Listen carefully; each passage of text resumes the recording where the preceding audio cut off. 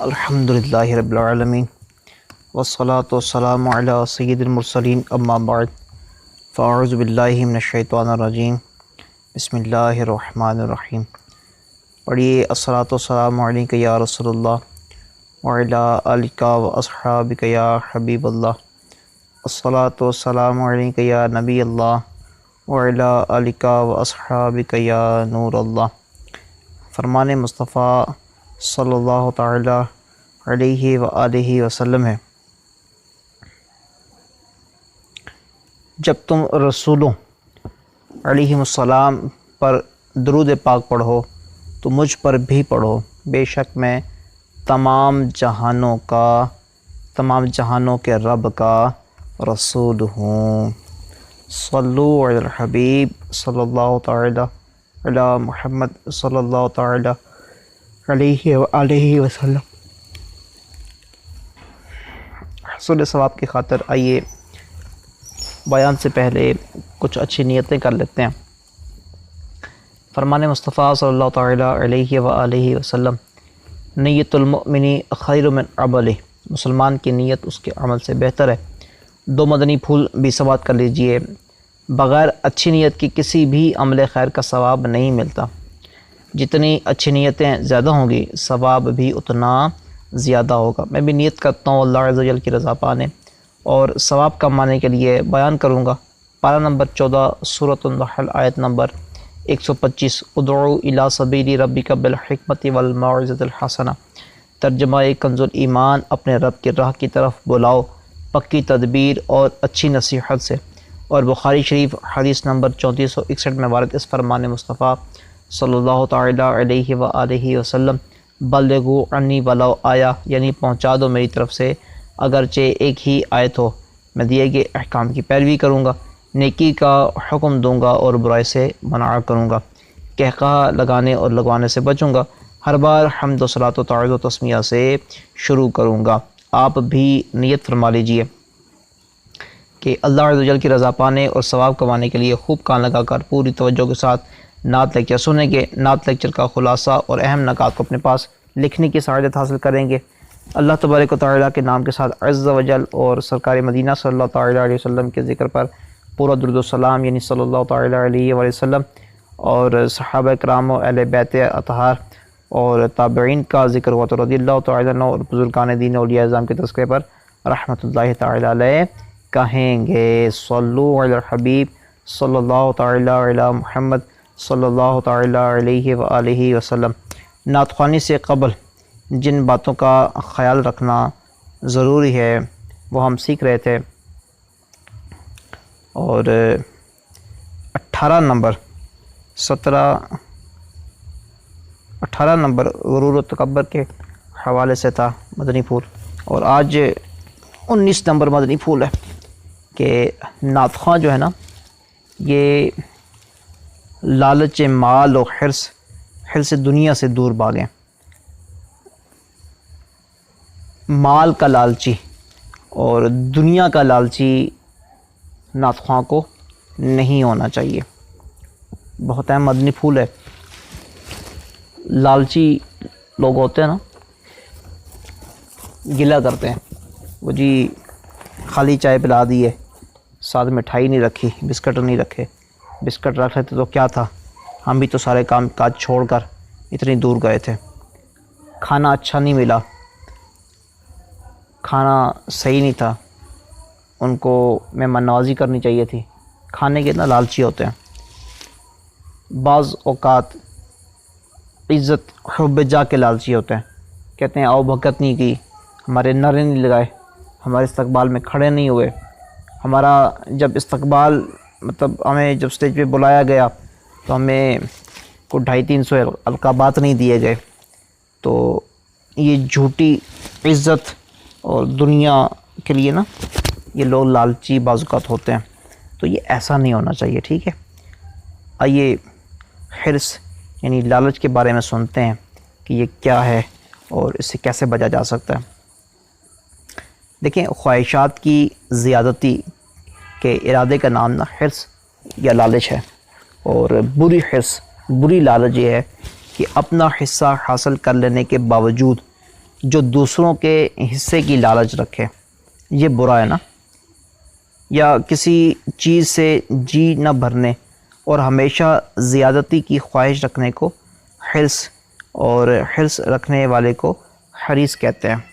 یہ حرص اور لالچ تقریباً ایک ہی معنی ہے اس کے۔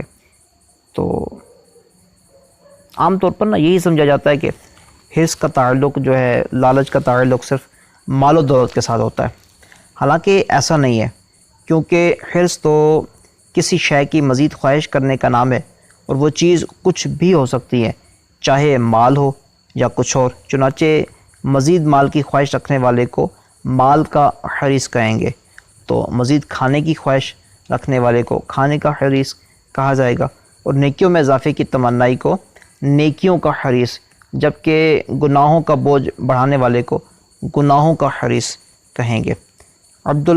حضرت علامہ عبد المصطفیٰ اعظمی رحمۃ اللہ تعالی علیہ لکھتے ہیں، لالچ اور حرص کا جذبہ خوراک، لباس، مکان، سامان، دولت، عزت، شہرت، الغرض ہر نعمت میں ہوا کرتا ہے۔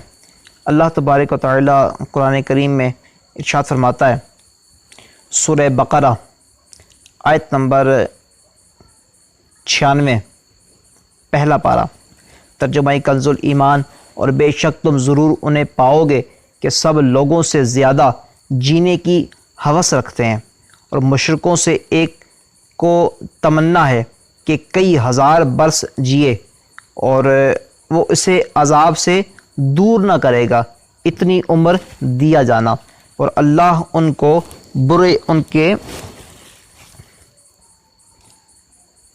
برے اعمال دیکھ رہا ہے۔ اللہ تبارک و تعالی غلطی کو تو معاف فرمائے۔ حضرت علامہ مولانا سید محمد نعیم الدین مراد آبادی رحمۃ اللہ تعالی علیہ خزانہ العرفات میں نا اس آیت مبارکہ کے تحت فرماتے ہیں، مشرکین کا ایک گروہ مجوسی ہے، آپس میں وہ سلام کے موقع پر کہتے ہیں 1000 برس جیو۔ مطلب یہ کہ مجوسی مشرک 1000 برس جینے کی تمنا رکھتے ہیں، اور یہودی اس سے بھی بڑھ گئے ہیں کہ انہیں حرص و زندگانی سب سے زیادہ ہوتی ہے۔ حضرت سیدنا انس بن مالک رضی اللہ تعالی عنہ سے روایت ہے کہ سرکار مدینہ صلی اللہ تعالی علیہ وسلم کا فرمان حقیقت نشان ہے، اگر ابن آدم کے پاس سونے کی 2 وادیاں بھی ہوں تب بھی یہ تیسری کی خواہش کرے گا، اور ابن آدم کا پیٹ قبر کی مٹی ہی بھر سکتی ہے۔ حرص کا تعلق جن کاموں سے ہوتا ہے نا، ان میں سے کچھ کام باعث ثواب بھی ہوتے ہیں اور کچھ باعث عذاب، جبکہ کچھ کام محض جو ہے وہ مباح یعنی جائز ہوتے ہیں، یعنی ایسے کاموں کے کرنے پر کوئی ثواب نہیں ملتا اور نہ ہی چھوڑنے پر کوئی گناہ ملتا ہے۔ لیکن یہی مباح یعنی جائز کام اگر کوئی اچھی نیت سے کرے تو وہ ثواب کا مستحق، اور اگر برے ارادے سے کرے تو عذاب نار کا حقدار ہو جاتا ہے۔ یوں بنیادی طور پر حرص کی 3 قسمیں بنتی ہیں۔ نمبر 1 حرص محمود یعنی اچھی حرص، نمبر 2 حرص مذموم یعنی بری حرص، اور تیسری جو ہے وہ حرص مباح یعنی جائز حرص۔ لیکن اگر اس حرص میں اچھی نیت ہوگی تو یہ حرص محمود بن جائے گی، اور اگر بری نیت ہوگی تو حرص مذموم ہو جائے گی۔ حرص کے جو اقسام بیان کی گئی ہیں نا، یہ ہر حرص نہ بری نہیں ہوتی، بلکہ حرص کی اچھائی یا برائی کا انحصار اس شے پر ہے کہ جس کی حرص کی جا رہی ہے۔ لہٰذا اچھی چیز کی حرص اچھی اور بری کی حرص بری ہوگی، مگر اچھائی یا برائی کی طرف جانا ہمارے ہاتھ میں ہے۔ لیکن سب سے پہلے یہ جاننا بے حد ضروری ہے کہ کن کن چیزوں کی حرص محمود ہے تاکہ اسے اپنایا جا سکے، اور کون سی شے مذموم ہے تاکہ اس سے بچا جا سکے۔ اس سلسلے میں حرص کی اقسام کی مزید جو ہے وہ مختصر وضاحت انشاءاللہ عز و جل کرنے کی سعادت حاصل کرتا ہوں۔ رضائے الہی کے لیے کیے جانے والے نیک اعمال انشاءاللہ عز و جل انسان کو جنت میں لے جائیں گے، لہٰذا نیکیوں کا حرص محمود یعنی پسندیدہ ہوتی ہے۔ مثلا نماز، روزہ، حج، زکوٰۃ، صدقہ و خیرات، تلاوت، ذکر اللہ، درود پاک، حصول علم دین، صلہ رحمی، خیر خواہی اور نیکی کی دعوت کو عام کرنے کی حرص جو ہے یہ حرص محمود ہے۔ اور جن چیزوں کی حرص مذموم ہے آئیے وہ بھی بیان کرنے کی سعادت حاصل کرتے ہیں۔ جس طرح گناہوں کا ارتکاب ممنوع ہے، اسی طرح ان کی حرص بھی ممنوع اور مذموم ہوتی ہے، کیونکہ اس حرص کا انجام جو ہے وہ آتش دوزخ میں جلنا ہے۔ مثلا رشوت، چوری، بدنگاہی اور فعل بد اور امرت پسندی، حب جا، فلمیں ڈرامے دیکھنا، گانے بجے سننا، نشے، جوئے کی حرص، غیبت، تہمت، چغلی، گالی دینا، بدگمانی، لوگوں کے عیب ڈھونڈنے اور انہیں اچھالنے اور دیگر گناہوں کی حرص جو ہے یہ کیا کہلاتی ہے؟ مذموم کہلاتی ہے۔ کون سی حرص جو ہے وہ مباح ہے یہ بھی دیکھ لیتے ہیں۔ کھانا پینا، سونا، دولت اکٹھی کرنا، مکان بنانا، تحفہ دینا، عمدہ یا زائد لباس پہننا اور دیگر بہت سارے کام مباح ہیں، چنانچہ ان کی حرص بھی مباح ہے۔ مباح اس جائز کام یا فعل یا عمل یعنی کام کو بولتے ہیں جس کا کرنا نہ کرنا یکساں ہو، یعنی ایسا کام کرنے سے نہ ثواب ملے نہ گناہ، لہٰذا ان کی حرص میں بھی ثواب یا گناہ نہیں ملے گا۔ مثلا کسی کو نت نئے اور عمدہ کپڑے پہننے کی حرص ہے اور نیت بھی کچھ نہیں، نہ تکبر کی نہ ہی اظہار نعمت کی، تو اسے اس کا نہ گناہ ملے گا نہ ہی ثواب، جبکہ اس حرص کو پورا کرنے میں شریعت کی خلاف ورزی نہ کرے۔ چنانچہ اگر اس قسم کی حرص کو پورا کرنے کے لیے رشوت، چوری، ڈاکہ جیسے حرام کمائی کے ذریعے اختیار کرنے پڑیں تو ایسی حرص سے بچنا جو ہے وہ لازم ہو جائے گا۔ حرص جو ہے وہ مباح کب ہوتی ہے اور حرص محمود کب بنتی ہے اور حرص مذموم کب ہوتی ہے، تو آئیے یہ بھی سیکھ لیتے ہیں۔ اگر کوئی مباح کام اچھی نیت سے کیا جائے تو اچھا ہو جائے گا، لہٰذا اس کی حرص بھی محمود ہوگی، اور اگر وہی کام کسی بری نیت سے کیا جائے گا تو برا ہو جائے گا اور اس کی حرص بھی مذموم ہوگی، اور کچھ بھی نیت نہ ہو تو وہ کام اور اس کی حرص مباح رہے گی۔ میرے آقا اعلی حضرت رحمۃ اللہ تعالی علیہ فرماتے ہیں، ہر مباح یعنی ایسا جائز عمل جس کا کرنا نہ کرنا یکساں ہو، نیت حسن یعنی اچھی نیت سے مستحب ہو جاتا ہے۔ فقہاء کرام رحمۃ اللہ تعالی علیہ فرماتے ہیں، مباحات یعنی ایسے جائز کام جن پر نہ ثواب ہو نہ گناہ ہو کا حکم الگ الگ نیتوں کے اعتبار سے مختلف ہو جاتا ہے۔